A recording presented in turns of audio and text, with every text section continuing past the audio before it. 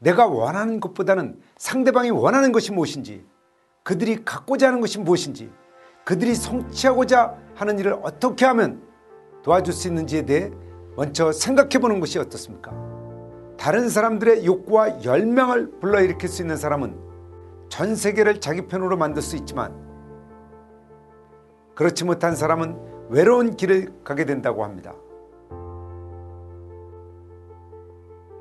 그건 무엇보다도 그들이 원하는 것이 무엇인지에 대해 생각해 보는 것입니다.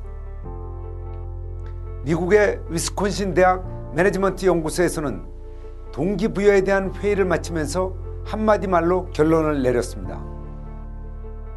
상대방이 바라는 것을 주면 줄수록 그들은 우리가 원하는 것을 돌려줄 것이다 라는 것입니다. 이것이야말로 상대방이 우리를 위해 뭔가 하게 하는, 상대방으로부터 도움을 받을 수 있는 열쇠인 것입니다. 즉, 우리가 먼저 다른 사람에게 그들이 원하는 것을 주면 그들은 우리가 원하는 것을 준다는 것입니다. 하지만 대부분의 사람들은 이것을 역으로 생각하며 받으려고만 합니다. 심지어 어떤 사람은 이렇게 투덜거립니다. 아내가 좀 더 배려를 해준다면, 장미꽃 한 다발을 내가 선물해 줄 텐데.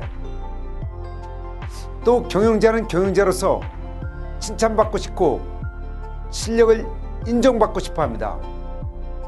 부모님들 역시 마찬가지입니다. 학교 성적이 조금만 나아진다면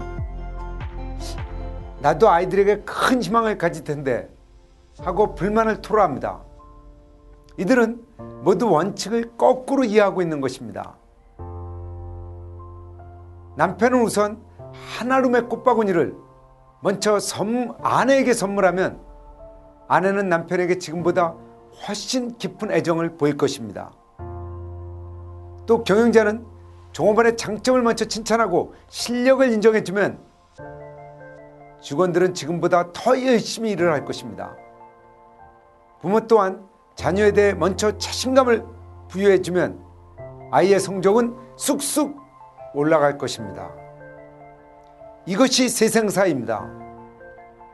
우선 우리가 먼저 다른 사람에게 그들이 진정으로 원하는 것을 헤아려서 해준다면 그들은 우리가 원하는 것을 우리에게 줄 것입니다. 한국인은 물어보지 말고 살펴서 관리해야 합니다. 이것을 통찰 관리라고 합니다. 가장 한국적이면서 가장 효과적인 인간 관리인 것이죠. 또한 자녀 관리나 이웃 관리 혹은 부인 관리에도 필요한 것이 통찰 관리입니다. 이렇게 말하면 어떤 사람들은 10길 물속은 알아도 한 길 사람 속도 모르는데 어떻게 사람 속을 아느냐고 반문할지도 모릅니다.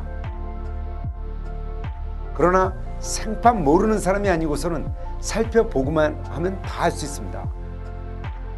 사람 속이 깊다고 해도 그렇게 깊은 것은 아닙니다.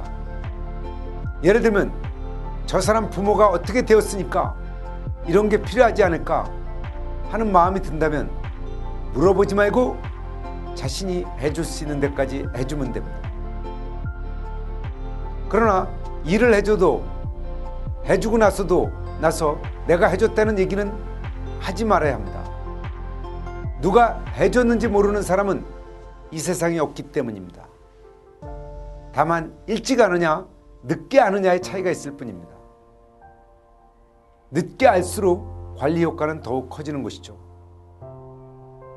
과거 우리 할머니 세대만 해도 통찰 관리하는 지혜나 관습이 있었습니다. 그러나 근대화 과정에서 단절되고 말았죠. 지금이라도 자식들한테 통찰 관리를 해보십시오. 그러면 모자 관계나 부자 관계나 무척이나 좋아질 것입니다.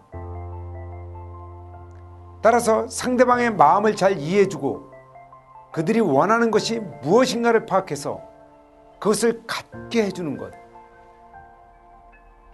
그것이 인간 경영이고 리더십인 것입니다.